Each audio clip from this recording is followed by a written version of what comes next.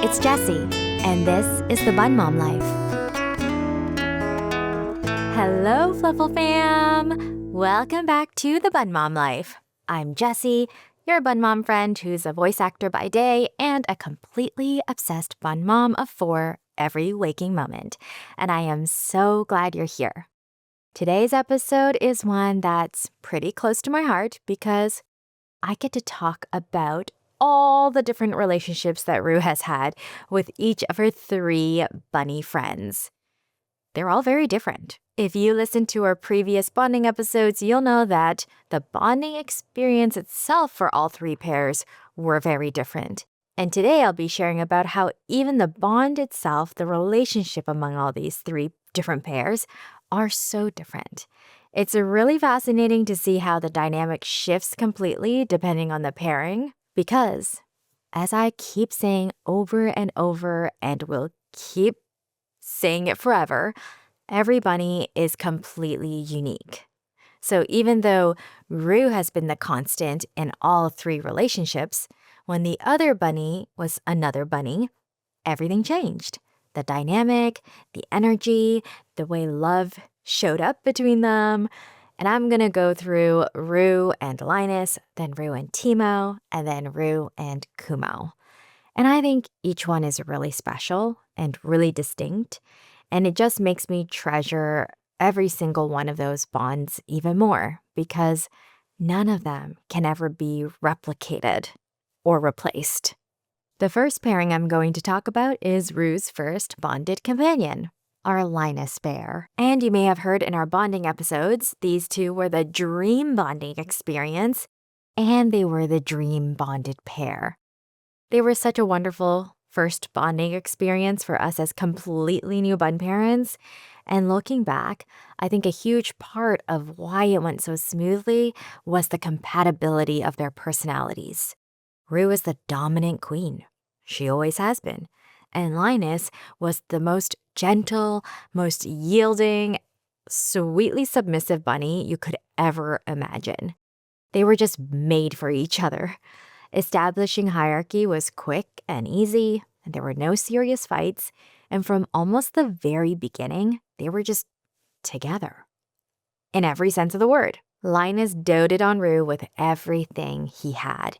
She was his entire world, and she definitely knew it. They would go on adventures around the condo together, Roo always leading the way, Linus always happily tagging along, being shown new corners of the world that he might never have discovered on his own. I especially loved when the 2 of them would disappear behind one side of the curtain and then reappear like a little bunny train hopping along the windowsill together, taking in the views from the 6th floor.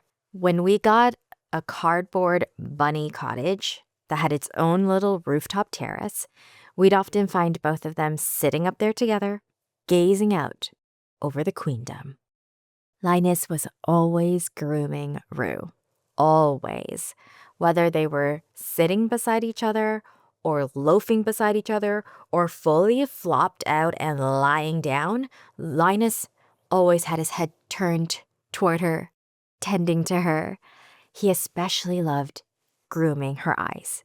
Roo's eyes were the cleanest when Linus was around. Roo's eyes tend to dry out really easily, and so she often gets little crusties in the corners, and Linus would always clean them right up for her without being asked. And Roo has always loved having her eyes groomed. Even now, when we're the ones to gently brush over her eyes while petting her, she purrs with pleasure. It's one of the things I think she still misses about Linus. There was truly nothing that they didn't do together, even just sitting there, staring at the wall. They did it side by side. I shared in the last episode that they would even do zoomies and binkies together, and sometimes they'd collide into each other mid-binky. They were just so overcome with joy at the same moment, and they would just head-butt each other. Sometimes one would be zooming on the couch while the other went wild on the rug, and then they'd find each other and join up, whether that was one jumping up onto the couch to join the other or the other jumping down. So to me, it was really magic, just pure magic. They also both loved jumping into our bed and sleeping at our feet every single night. Both of them just snuggled together side by side. Roo and Linus, forever soulmates. Their bond was something truly, truly special, and I'm so grateful that we got to witness that. Roo and Timo. That's the next one we're going to talk about. I don't know a better way to describe Roo and Timo's dynamic than chaotic housemates. They got off to a very rough start, and they were never able to be in the same space without a fence between them. Roo likes to be the boss. She's the queen.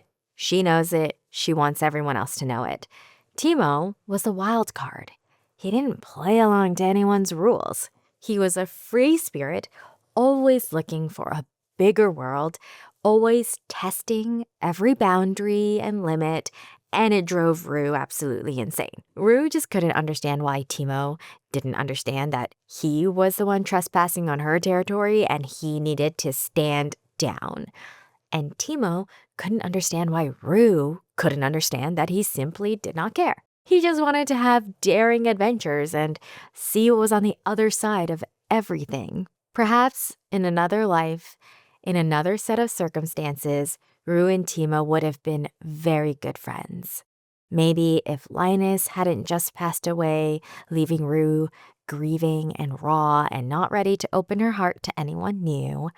Maybe if Timo hadn't been abandoned in a wildlife conservation area, left to fend for himself against predators with no way to survive on his own, which left him very wary of other animals and the world in general. Maybe if we'd had more time before Timo crossed the Rainbow Bridge, for these two to slowly build trust in each other.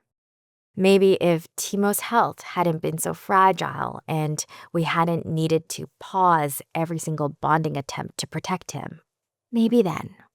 But those were the cards they were both dealt, and this is the story of the two of them that we were given. And we hold it and we embrace it with love and gratitude anyway. With fences removed, Roo and Timo would immediately seek each other out with one thing on their minds: fight. The fights were vicious and frightening. Fur would be ripped out in masses, littering the floor. When we finally managed to separate them, they often still had tufts of each other's fur clenched in their mouths. One time we discovered a little cut on Roo's ear from one of their fights. It was a lot. And yet, with the fence in place, with a clear territory boundary between them, things changed. They would seek out each other's company, they would lie down side by side with just the fence between them, and we'd regularly see them flopped against the fence as close to each other as they could get without being able to touch. They would still try to request pets and grooms from one another through the gaps.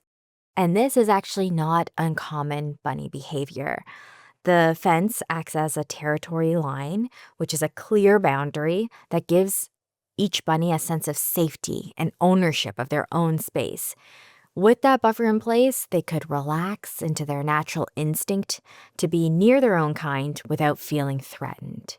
Without the fence, they were in full territory defense mode. So the fence made all the difference. That was our two chaotic little housemates, happily enjoying each other's company with a safe buffer between them, seeking out each other's presence and companionship as long as the boundaries were clear.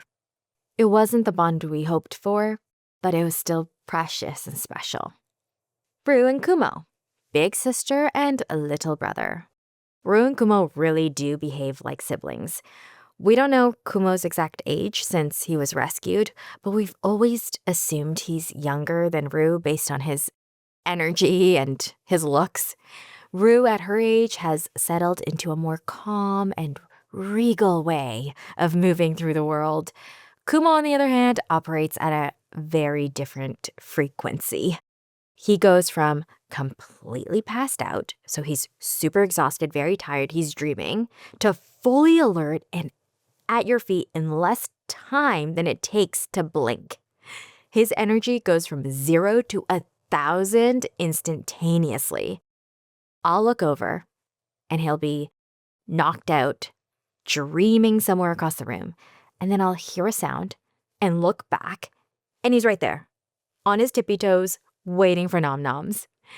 Roo, meanwhile, would still be loafing or lying down, one eye slowly, slightly open, calmly assessing whether there's actually food involved and whether it's worth getting up for. Kumo is a lightning bolt, and Roo is a queen who does not rush for anyone.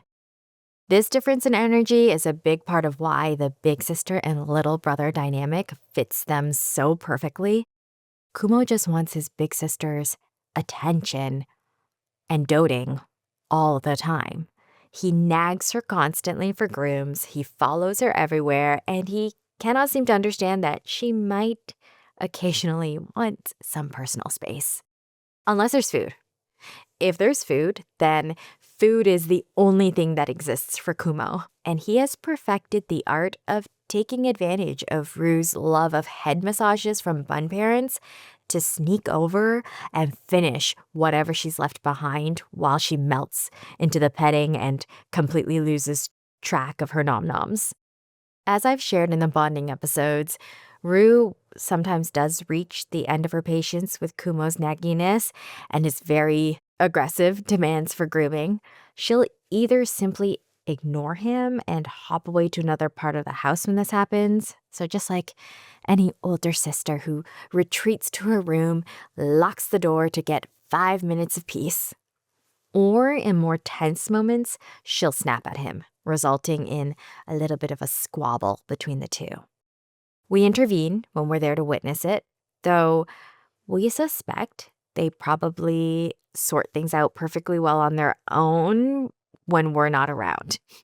Roo can also be an extremely bossy older sister. Sometimes she'll nip Kumo in the bum, seemingly out of nowhere. To our human eyes, there's no obvious reason, but of course there was absolutely a whole bunny conversation happening that we had no awareness of, and Roo probably had her reasons. Again, it adds to the narrative of the bossy older sister and the naggy little brother who never quite learns his lesson. But despite all of it, despite the nagging, the occasional spats, the bum nips, they do really love each other. Kumo nags Roo for grooms, and she often does oblige. She does really spoil him, and they do love being close to each other. One is almost always following the other, and they'll often move specifically to wherever the other one is before lying down for a nap. Roo has been through a lot. She lost her soulmate far too soon. Then she lost her housemate not long after. Seeing her with another companion now is both really wonderful and also heartbreaking. And sometimes if I let myself spiral a little bit, I start to get a little bit of anxiety and fear. And I'll be doing a deeper dive on that in an upcoming episode that's dedicated to grief. So stay tuned for that one. For now, I just want to share that our hopes and our prayers are that Roo and Kumo have many, many, many more years together, many more joyful memories still to be made. And our hearts never stop thinking of and missing our boys, Linus Bear and Tippy Toe Timo, who are still very much a part of every new chapter and every new memory, just in a different way now. That's everything for today's episode on Roo's dynamics with Linus, Timo, and Kumo. I hope you loved this one and enjoyed it. If you are enjoying the podcast, I would like to ask a small little favor. If you could take a moment to rate and leave a review, it would mean the world to me and would really help out this podcast. I really want to build a warm community of people to be able to connect and find the ones who may find this podcast helpful or who might just enjoy having a warm, cozy show to listen to. Your rating and your review will really help make that happen. The more people who find their way here, the bigger and warmer this little Fluffle Fam will get. And if you don't like this podcast, don't worry about it. Don't worry about the rating and review. You can just forget about that. Please like and subscribe to come along for everything we have coming up. And just a little reminder, as always, I'm not a vet or a certified bunny professional of any kind. I'm just your bun mom friend sharing our world with you. For anything health or behavior related, always reach out to a trusted exotic vet or a trusted professional. They'll always know best. All right, Fluffle Fam, have a wonderful rest of your day or evening wherever you are. And remember, you are loved and cherished always. Our Bun Bun send you lots of boobs. Bye!